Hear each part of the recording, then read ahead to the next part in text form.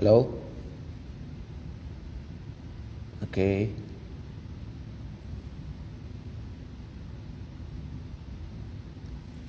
Nah, kita tunggu jam setengah satu bentar lagi akan dimulai acara talk show bagian 2 insyaallah taala ya. Assalamualaikum. Oke.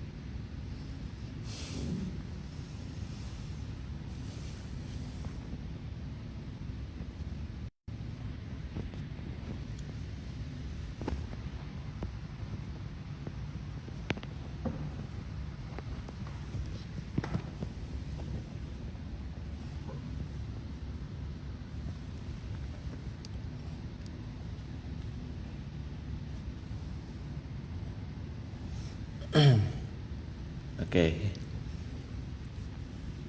Nah, kita tinggal 2 menit lagi acaranya. Sengaja duluan terlebih dahulu karena insyaallah jam 5 sore waktu Indonesia Barat akan dimulai. Hanya berapa menit lagi. Oke, sip.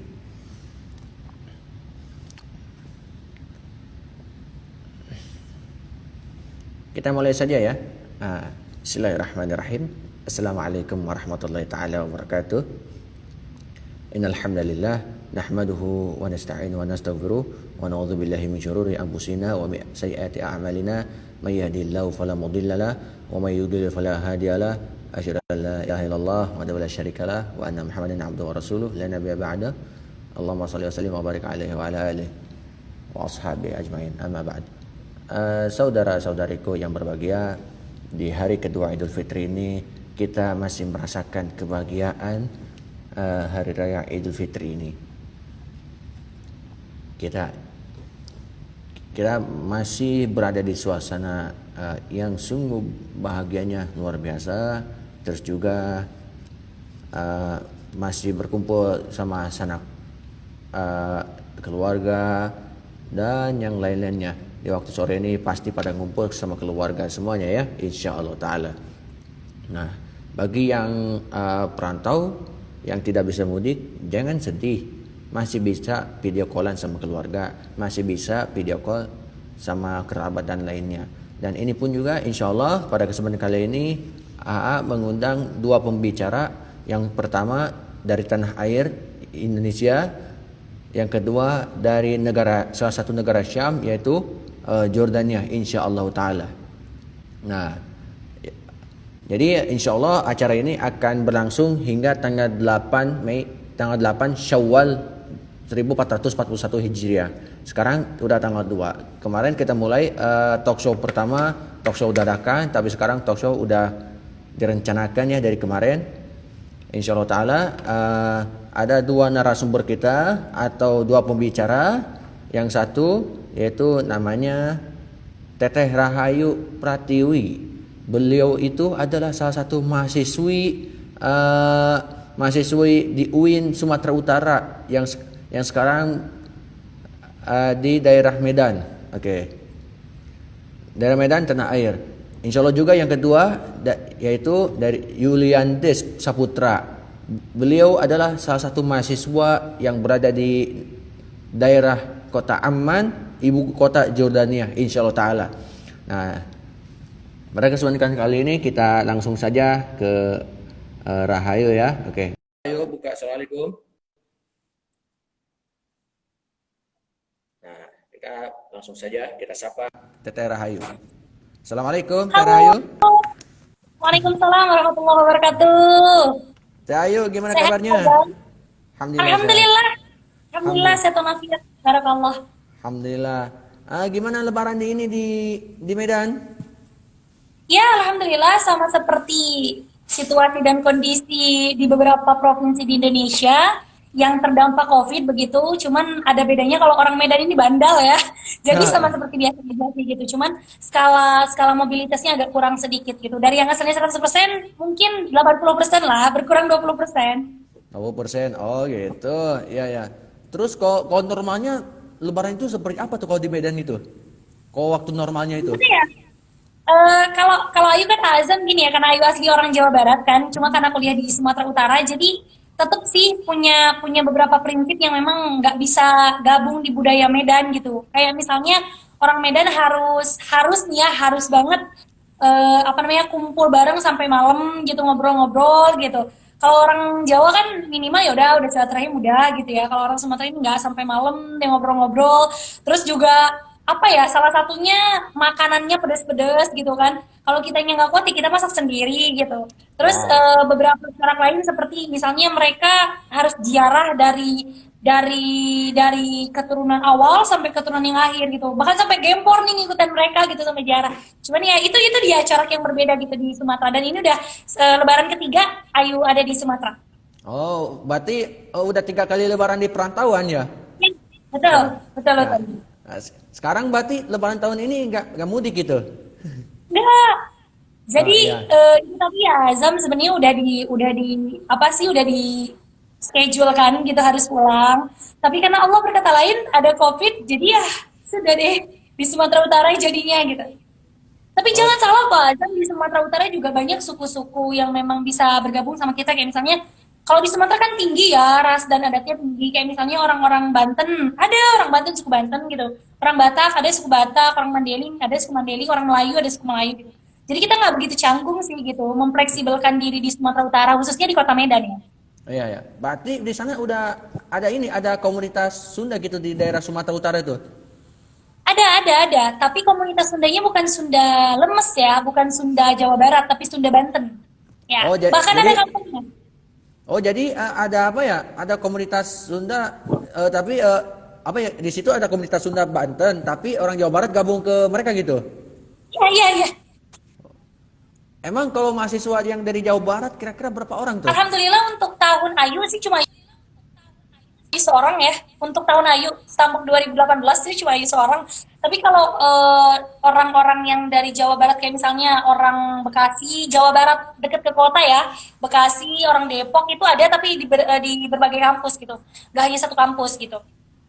Oh, gitu. Iya, iya, iya, iya. Terus kalau sekarang kan masih musim ini kan sekarang kan musim lebaran. Terus di samping itu musim ini kan musim wabah COVID-19. Nah, apa sih solusi-solusi dari pemerintah ini Sumatera Utara tuh khususnya. Kalau di pemerintah daerah lain kan mungkin berbeda-beda gitu kan. Nah, kalau Sumut bagaimana tuh cara menangani COVID-19 ini?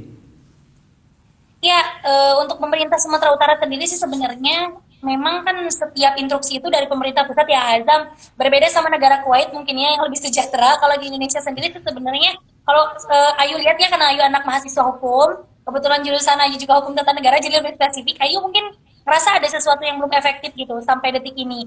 Cuman di samping itu, Ayu ngerasa ada beberapa hal yang memang sedikit membantu untuk mahasiswa perantau seperti Ayu. Kayak misalnya gini, di kampus Ayu sendiri di Universitas Islam Negeri Sumatera Utara Medan, UINSU Medan, itu kemarin baru aja ada bantuan langsung dari Gubernur Sumut, Bapak Edi Rahmayadi, untuk ngasih sembako. Walaupun memang mungkin sembako itu cukup hanya untuk 3 atau 4 hari gitu, tapi ada formalitas dari mereka gitu. Kemudian salah satunya penutupan jalan gitu. Kalau walaupun memang penutupan jalan di Medan ini dilakukan malam, tidak seperti provinsi lain atau tidak seperti di negara lain, misalnya gitu di Kuwait kan dari pagi ya. Kalau di Sumatera tuh dari malam Iya. dari jam 6 tuh.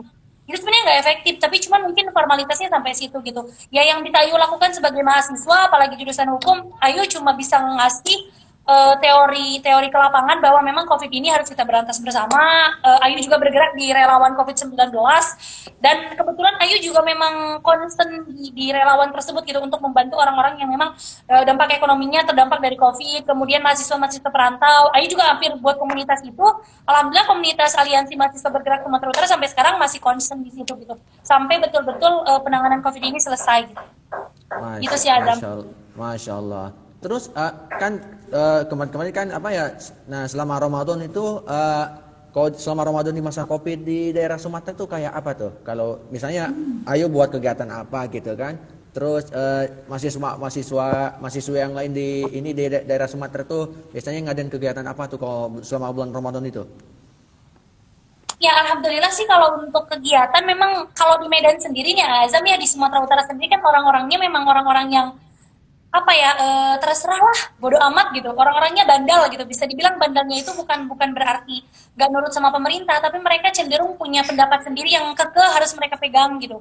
Jadi orang-orang Sumut ini mau ada corona nggak ada corona biasa aja sih gitu. Sebenarnya di Sumatera ya, di Medan gitu.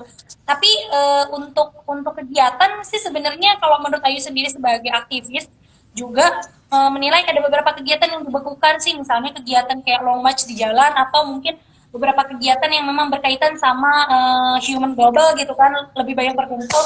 Nah, kegiatan yang Ayu rilis sendiri sih Azam selama Ramadan ini, pertama ya silaturahim bareng itu kajian di grup terus ketemu kita buka puasa bersama. Nah, buka puasa bersamanya ini kita nggak adain berkala setiap hari gitu enggak, tapi seminggu sekali. Jadi 5 kali lah kemarin pas Ramadan itu sampai hari terakhir kita ini hataman Quran bareng, Masya terus juga Allah. tetap pergerakan yang lebih spesifiknya kita berbagi ke jalan. Tetap kita berbagi ke jalan dari ranah independen mahasiswa yang Ayu gerakan yang sekarang juga terkumpul di Aliansi Kesehatan Mahasiswa Sumatera Utara itu gerak ke jalan ngasih bantuan, alhamdulillah yang memang bantuan itu cukup cukup banyaknya juga membantu untuk meringankan beban mereka, kayak misalnya beras, kemudian sembako, uang, baju dan lain-lain gitu. Alhamdulillah memang gerakan itu ya concern gitu. Si alhamdulillahnya. Allahu Akbar, Masya Allah. Jadi kegiatan ini bulan Ramadan ini sangat sangat berguna ya. Mungkin di masa Covid walaupun di Sumatera Utara ini zona hijau atau zona kuning atau gimana tuh? Sebenarnya Di Sumatera Utara itu. zona merah. Zona Zona, merah. zona merah. Kota Medan, iya, Kota Medan sendiri nih memang memang udah red zone. Dia udah banyak banget kasus dari hari ke harian naik gitu, tingkat-tingkat fluktuasinya untuk kasus itu naik spesifikasinya. Cuman gimana ya, balik lagi gitu ke karakter orang Medan yang memang dia punya prinsip sendiri gitu. Kalau bahasa kita mungkin bandel ya, tapi sebenarnya dia punya prinsip sendiri bagaimana menjalankan hidup gitu.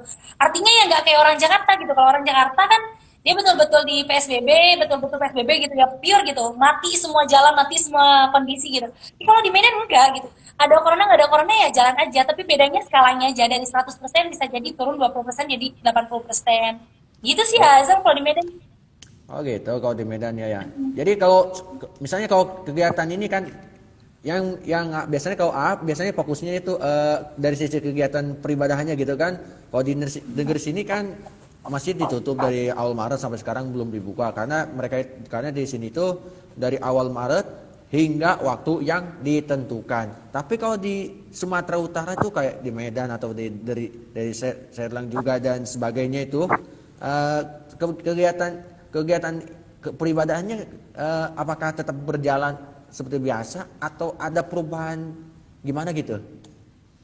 Kalau dari sisi Nah, peribadahannya. kalau ya kalau spesifiknya di Medan sih sama seperti beberapa kota di lainnya di Sumatera ini ya.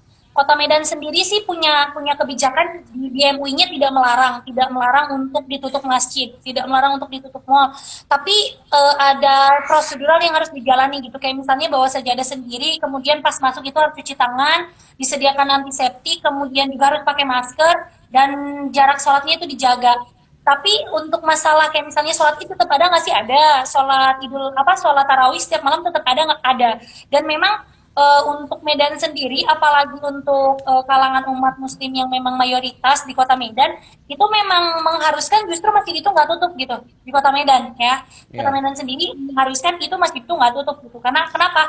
Karena pemerintah kan juga nggak melarang untuk menutup itu. Pertama, yang kedua pemerintah kan udah menyediakan istilahnya kiat-kiat gitu, kiat-kiat supaya memang tetap bisa beribadah tapi lancar gitu ya. Salah satunya mungkin penyediaan antiseptik, bawa sejadah sendiri, pakai masker dan beberapa hal lainnya ya, misalnya kayak jaga jarak ataupun boleh stop pakai masker ataupun memang betul-betul apa ya, disafetykan proseduralnya berbeda gitu dari peribadatan di luar ada COVID ini gitu Ustazah.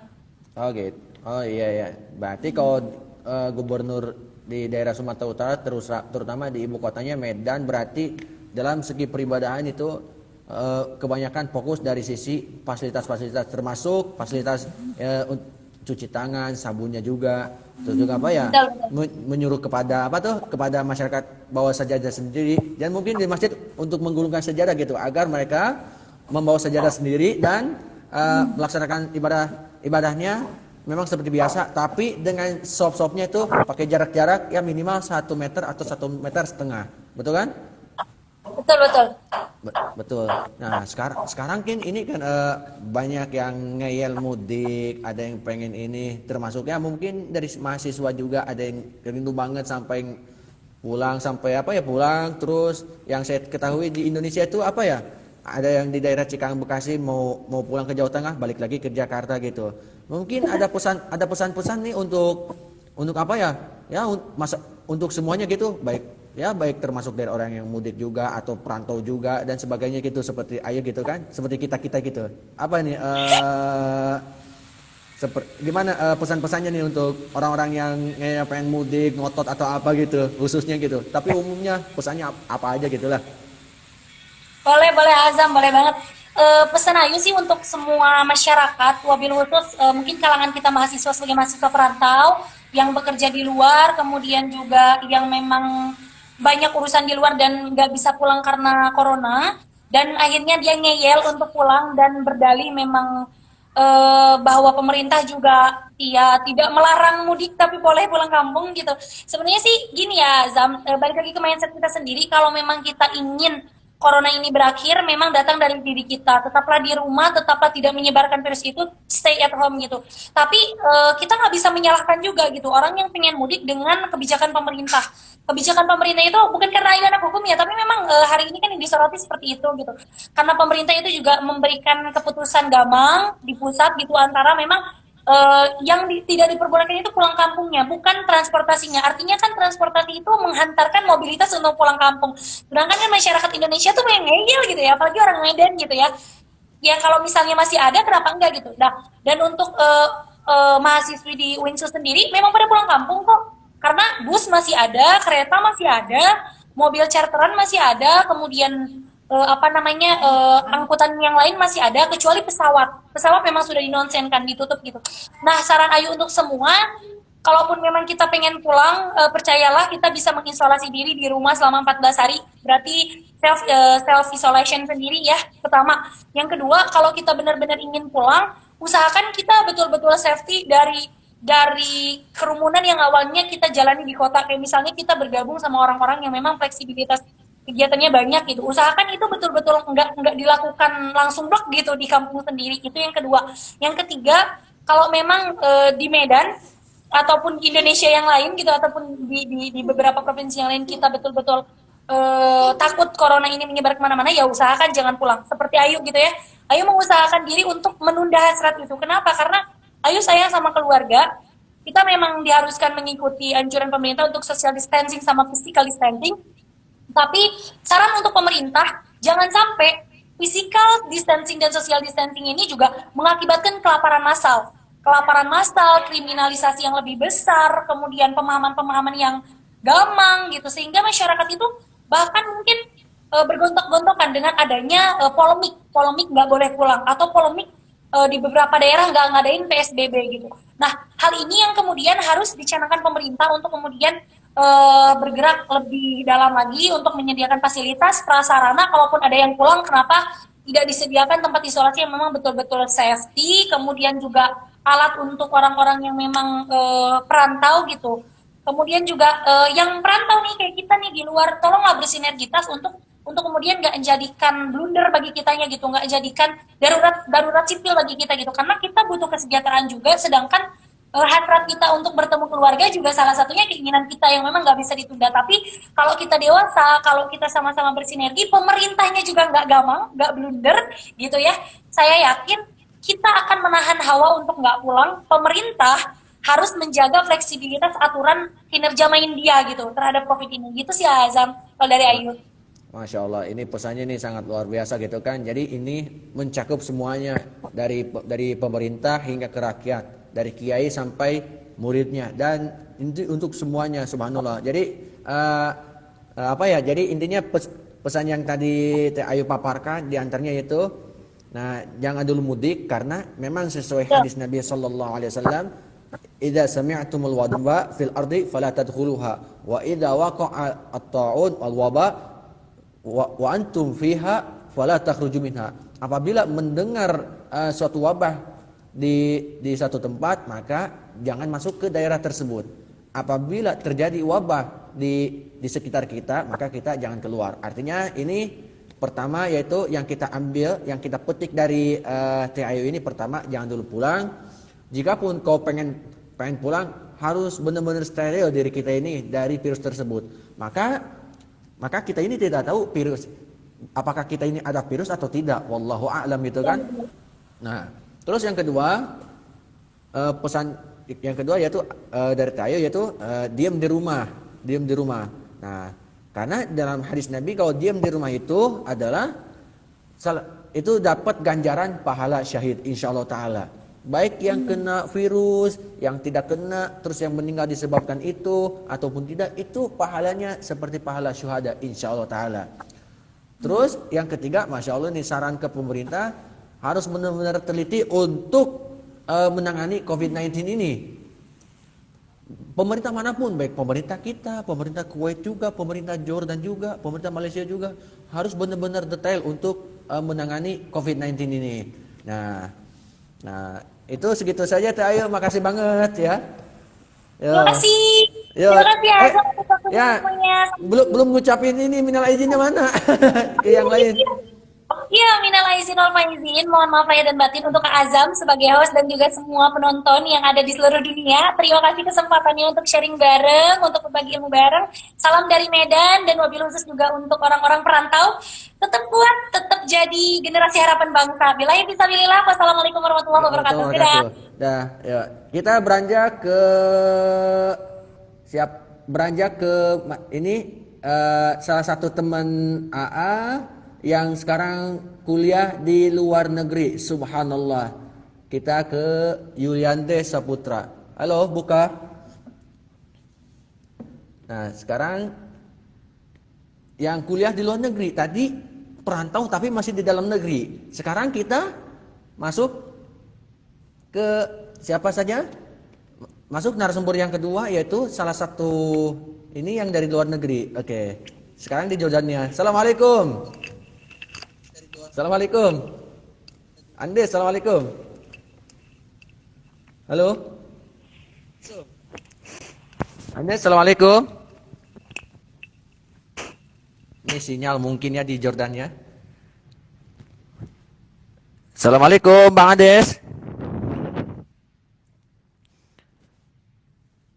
Halo. Ini mungkin sinyalnya mungkin. Oke, kita ulangi lagi. Kita ulangi lagi sebentar. Oke, Andes belum masuk ya? Halo, Andes belum masuk? Nah, jadi sebelum kita nunggu, oke, siap. Bismillahirrahmanirrahim. Sekali lagi, oke. Nah, ini sekarang, oke, sabar. Jadi kita menunggu ini sinyal, menunggu Ustadz Andes juga ya. Kita ini subhanallah, lebaran kali ini walaupun dilanda musibah seperti wabah COVID-19 ini, kita tetap bersabar, terus diam di rumah. Bagi yang perantau jangan dulu mudik. Nah, itu yang pertama, pesan yang barusan tadi Teh Ayu sampaikan kepada kita semua. Ini subhanallah gitu kan. Ini mungkin jaringan dari Jordan yang mungkin ya. Nah, insya Allah ini talk show akan berlanjut hingga tanggal 8 Syawal insya Allah ta'ala. Nah, insya Allah juga mungkin manggil orang-orang perantau yang lain pun juga. Mungkin insya Allah akan panggil dari dokter juga insya Allah ta'ala. Masih belum? Oke. Andes, permintaan siap, tambahkan. Bismillah.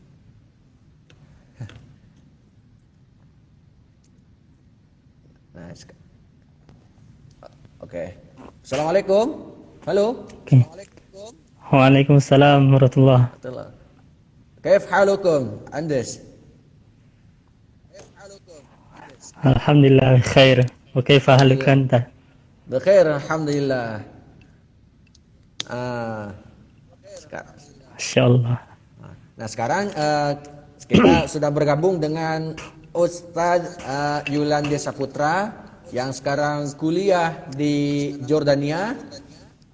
Nah, maka dari itu beliau ini aslinya orang Riau gitu. Muridnya Ustadz Abdul Somad juga. Subhanallah nih. Masya Allah. Muridnya Ustadz Abdul Somad nih, Masya Allah. Masya Allah. Dan saudaranya pun juga, abangnya Masya Allah di luar negeri juga, di Tunisia. Subhanallah ya. Iya. Masya Allah. Nah, Masya Allah. Oh gini Ustadz. Gimana kalau gimana suasana Idul Fitri ini di negeri Jordania itu? Oh, kalau suasana Idul Fitri di Jordania ini, di sini kan kerajaan Jordania telah membuat aturan, yaitu jauh-jauh hari sebelum Idul Fitri, yaitu mulai dari hari Jumat, hari Sabtu, dan hari Minggu pada Idul Fitri itu dilakukan lockdown, artinya tidak boleh keluar. Jadi kita sholat Id yaitu di rumah masing-masing, tidak ada sholat di masjid. Jadi ada yang berjamaah, ada juga yang sendiri-sendiri di kamar masing-masing, seperti itu. Oke, gitu. Jadi sama kayak Kuwait ya. Jadi Idul Fitri di negeri-negeri Arab ya umumnya itu melakukan lockdown sebelum Idul Fitri untuk menghindari kerumunan atau tajamuat ya. Subhanallah gitu. Iya, betul. Nah, betul sekali. Ini untuk apa tuh? Untuk menjaga diri kita juga, dan menjaga diri juga ini salah satu syariat Islam juga, Masya Allah gitu kan. Masya Allah, iya. Apakah mungkin kita ceritakan seputar tentang Jordania gitu, seperti apa Jordania itu? Kita ini semua belum tahu nih, terutama para penonton, gimana tuh Jordania ini? Masya Allah, oke baik.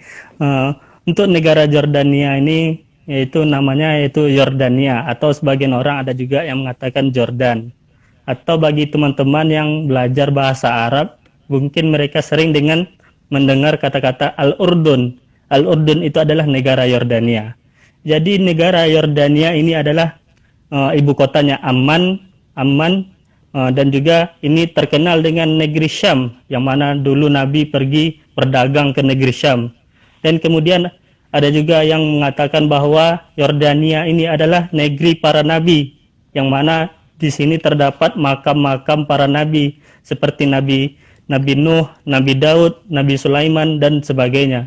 Dan juga di Yordania ini juga banyak terdapat makam-makam para sahabat-sahabat Nabi, yang mana dekat di tempat saya yang belajar ini, yaitu di Mu'tah University atau Jami'ah Mu'tah, yaitu terdapat salah satu masjid yang bernama Ja'far, Masjid Ja'far, yang di sana di masjid tersebut terdapat makam sahabat Nabi yang bernama Ja'far bin Abi Thalib, dan sehingga masjid tersebut dikenal dengan Masjid Ja'far. Dan juga banyak makam-makam sahabat yang lainnya, seperti makam sahabat Nabi Bilal bin Rabah dan juga yang lainnya. Dan juga di Yordania ini sangat terkenal dengan perang-perang yang dilakukan oleh Nabi pada zaman dahulu, yang mana di tempat saya yang belajar dikenal dengan Mu'tah, yang mana pada zaman dahulu terdapat perang yang telah dilakukan oleh Nabi, yaitu perang Mu'tah. Dan juga di provinsi lain terdapat provinsi Yarmouk, yang mana itu diberikan nama Yarmouk karena pada zaman dahulu Nabi pernah berperang yang dinamakan dengan perang Yarmouk. Nah, mungkin sekian untuk pengenalan singkat tentang Jordania. Masya Allah, ini Jordania ini adalah salah satu negeri Syam, negeri yang disebut oleh Rasulullah Sallallahu Alaihi Wasallam. Nah, terus nih ada ini nih, mungkin ada keunikan mungkin ya. Terus Ustadz gimana nih kalau selama Ramadan yang Ustadz lakukan nih, selama Ramadan ini ngapain aja? Terus mahasiswa yang di Jordan seperti apa gitu selama Ramadan ini? Dan seluruh masyarakat Jordan gimana gitu? Masya Allah, baik. Untuk suasana pada bulan suci Ramadan ini, pemerintah telah menetapkan bahwa pada bulan Ramadan itu full lockdown, artinya tidak boleh melaksanakan kegiatan di luar rumah, baik itu sholat di masjid itu tidak boleh. Jadi kita melaksanakan sholat tarawih ataupun sholat fardu lainnya itu di rumah, dan juga kegiatan-kegiatan sehari-hari yaitu di rumah, seperti mengaji ataupun beribadah ataupun bersenda gurau bersama teman. Dan juga kita tidak bisa pergi ke tempat-tempat lain. Karena apa? Karena kendaraan di sini dilarang oleh pemerintah untuk keluar rumah, seperti bus ataupun yang lainnya. Jadi emang 100% lockdown begitu. 100%, Masya Allah. Terus Oh, kalau ini Kak, kalau misalnya pengen beli kayak makanan pokok itu gimana tuh kalau di masa-masa lockdown itu? oh, kalau kita mau pergi beli-beli bahan-bahan pokok ya untuk masak-masak, itu nanti ada jam-jam tertentu yang ditetapkan oleh pemerintah. Yang mana pada bulan-bulan Ramadan kemarin, seperti dalam seminggu itu nanti ada 4 hari, yaitu hari Senin, hari Selasa, hari Rabu, hari Kamis. Nah, itu dibolehkan keluar, ada jam-jamnya, yaitu mulai dari jam 10 pagi sampai jam 5 sore. Dan ketika lewat dari jam-jam tersebut, itu sudah mulai lockdown kembali. Oh, jadi ini intinya lockdown parsial gitu ya. Jadi mulai jam 5 sore Iya sampai betul. jam 10 ya kalau di Jordania itu. Iya betul. Nah, tapi kalau sekarang udah lockdown 24 jam gitu ya. Kalau kalau kemarin pas hari Idul Fitri yaitu kemarin kan, itu 24 jam. Kalau hari ini alhamdulillah sudah dibolehkan keluar. Sudah dibolehkan keluar. Masya Allah. Iya, tapi batasnya itu sampai jam 10 malam. Jam 10 malam. Terus Iya. kan sekarang nih masih viral nih tentang apa tuh, tentang pandemi COVID-19 atau jaihah COVID-19 juga. Nah, terus kebijakan di pemerintah Jordan itu kayak apa tuh? Penanganannya itu? Ya, penanganannya salah satunya dengan ini, yaitu dengan melakukan lockdown. Artinya biar COVID-19 ini tidak menyebar luas. Jadi mereka ataupun kita semua di sini dilarang untuk keluar rumah. Itu adalah salah satu caranya. Cara. Nah, terus kalau misalnya kalau di Jordan nih kita keluar melanggar aturan, ada ini gak okubatnya gak atau Oh, dendanya atau itu apa? dendanya pasti ada. Jadi di sini kita kenal dengan sistemnya kerajaan ya, bukan kayak di Indonesia. Kalau di Indonesia kan pemerintahan. Jadi kalau di sini sistemnya sangat ketat, mana apabila kita terdapat di luar rumah, yang mana polisi ataupun tentara mereka berkeliaran, yang mana apabila terdapat salah seorang yang keluar rumah, mereka akan didenda, yaitu dipenjara selama 1 tahun. Terus ada okubat ini gak kayak goromah gitu, kayak uang denda gitu. Ada gak? Oh, untuk goromahnya ada. Itu didenda sekitar berapa ya? Kalau tidak salah kemarin 50 dinar, itu paling sedikit 50 dinar. 50 dinar, berarti kalau 1 dinar Jordan itu sama dengan 22.000 ya? Ya, sekitar 20.000 lah kalau dibulatkan. 20.000 rupiah. 20.000. Jadi apa ya, orang yang melanggar sekali keluar dapat penjara 1 tahun atau kena denda 50 dinar gitu ya? Iya, sekitar gitulah. Masya Allah, ini aturan di Jordania memang sangat ketat gitu. Memang Iya, di sangat ketat pemerintah sekali. ya, pemerintah bagaimanapun mungkin di berbagai cara untuk apa tuh, untuk menangani COVID-19 ini, pandemi ini. Kalau di kita sistem PSBB, terus yang di Sumatera Utara yang tadi Teh Ayu bicarakan, Teh Ayu paparkan, terus Jordan juga seperti itu.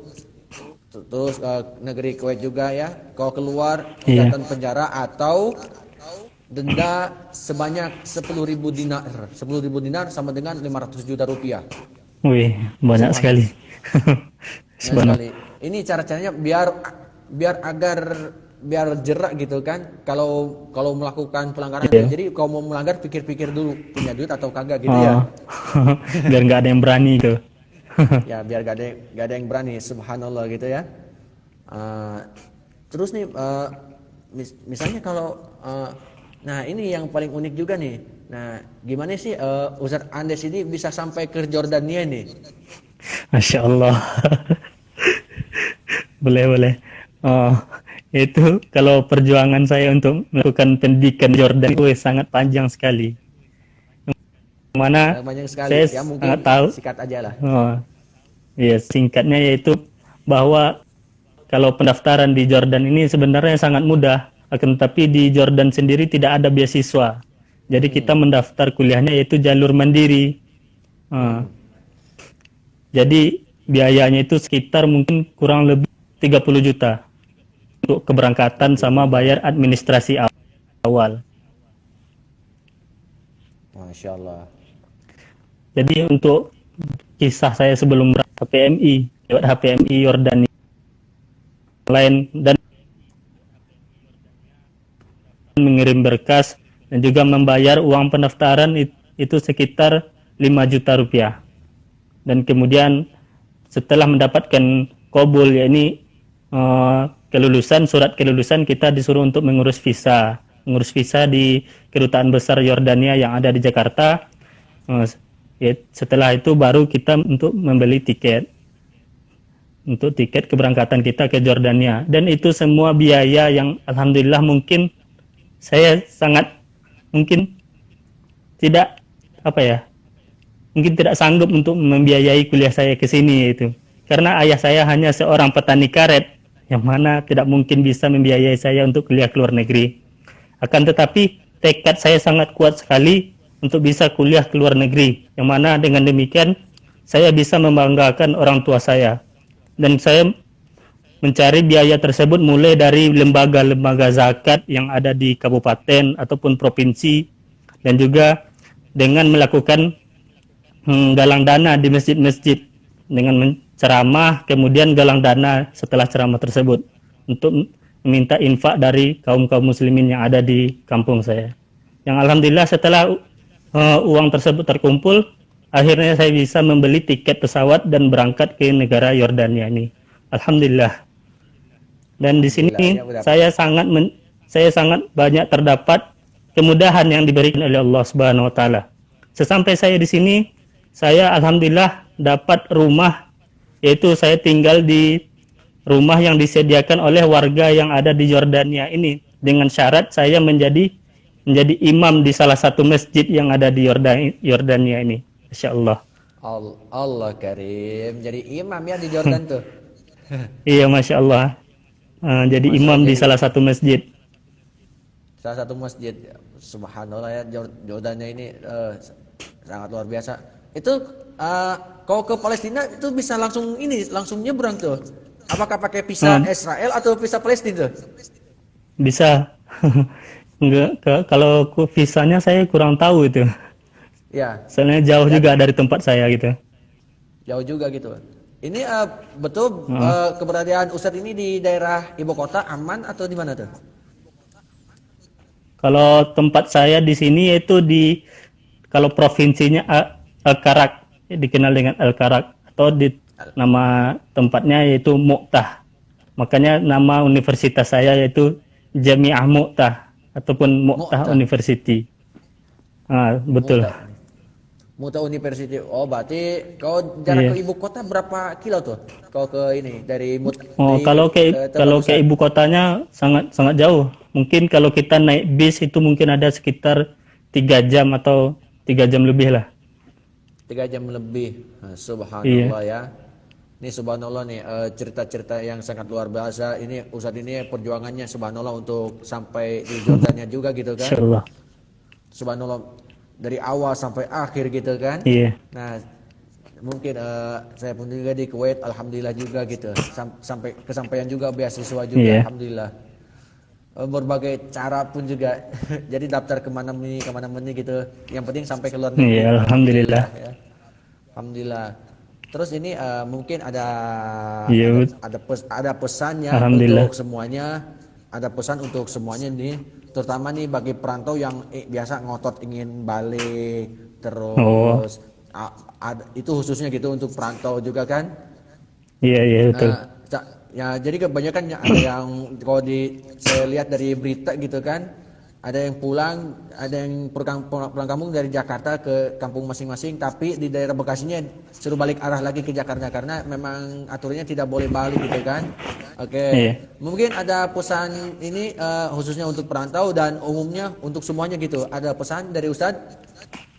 Mungkin kalau untuk pesan, tunggu bentar. Kalau untuk pesan saya untuk teman-teman yang lagi belajar di luar negeri, baiklah, jadi jagalah diri, jaga kesehatan dan tetap di rumah, dan patuhi aturan-aturan yang telah ditetapkan di negara masing-masing. Dan kan ada juga sistem belajar online, jadi jangan kita sampai terkena denda ataupun di penjara oleh pemerintah yang ada di negara kita belajar masing-masing.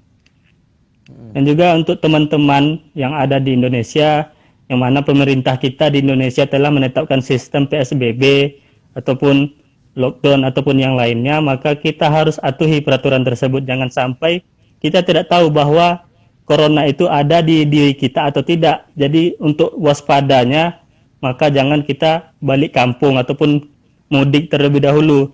Karena kita takut dengan kita mudik ataupun balik, kita bisa menyebarkan virus corona tersebut kepada orang-orang di kampung kita. Maka daripada itu, marilah kita tetap di rumah ataupun di kos masing-masing yang ada tempat kita belajar ataupun yang lainnya. Bagi teman-teman di rumah, tetaplah di rumah, jaga kesehatan, tetap belajar di rumah dan terus beribadah kepada Allah Subhanahu wa taala. Mungkin sekian Azam. Ya, oke. Masya Allah, ini pesannya ini pesannya subhanallah gitu kan. Ya, intinya yang di luar negeri patuhi aturan-aturan yang ditetapkan pemerintah setempat yang berada di luar negeri. Iya, betul. Yang di negeri kita patuhi aturan pemerintah juga. Ini semuanya untuk kemaslahatan kita. Karena kita kenapa buat seperti itu? Karena kita ada kaidah usul fikih yaitu darul mafasid muqaddamun min ala jalbil masalih. Artinya yaitu mencegah kerusakan ya, seperti jaihah ini atau pandemi COVID-19 ini adalah lebih diutamakan, harus diutamakan daripada mewujudkan kemaslahatan. Ini subhanallah gitu kan. Masya Allah. Ya termasuk ya, jadi kesimpulannya ini Ustadz Andes ini, jadi apa ya, walaupun di Jordan ini salah satu negara ya zona merah atau zona hijau tuh, Jordan itu zona merah ini. Nah, sampai ini masjid ditutup, terus kegiatan keagamaan di stop sementara, itu pun untuk kemaslahatan kita semua. Apalagi yang lockdown 24 jam, tetap sabar dan tetap semangat. Nah, buat kegiatan positif seperti ini gitu kan. Iya. Ya tetap. Terima kasih Ustadz ya. Dan ucap ya, sama-sama Azam. Oh iya, lupa. Minal aizin wal faizin, mohon maaf lahir dan batin. Taqabbalallahu minna wa minkum. Insyaallah. Ya, terima kasih ya. Ya. Okay. Ya, sama-sama ya, Ustaz Azam. Ya, oke. Oke. Oke. Nah, ini subhanallah ya, acara talk show ini sangat luar biasa gitu kan. Yang satu dari Indonesia, dari Sumatera Utara, dan yang satu lagi dari daerah Mut'ah, yaitu salah satu daerah di Jordania. Subhanallah gitu kan. Dan ini sebelumnya saya mengucapkan taqabbalallahu minna wa minkum siyamana wa siyamakum kullu am wa antum bikhair. Dan insyaallah talk show akan berlanjut sampai tanggal 8 Syawal insyaallah taala. Nah, insyaallah besok siapa saja yang jadi narasumber atau pembicara besok kabari ya. Talk show tetap jalan untuk menemani lebaran kita semua. Oke? Ya. Semoga ini talk show ini bermanfaat bagi kita semua. Ya.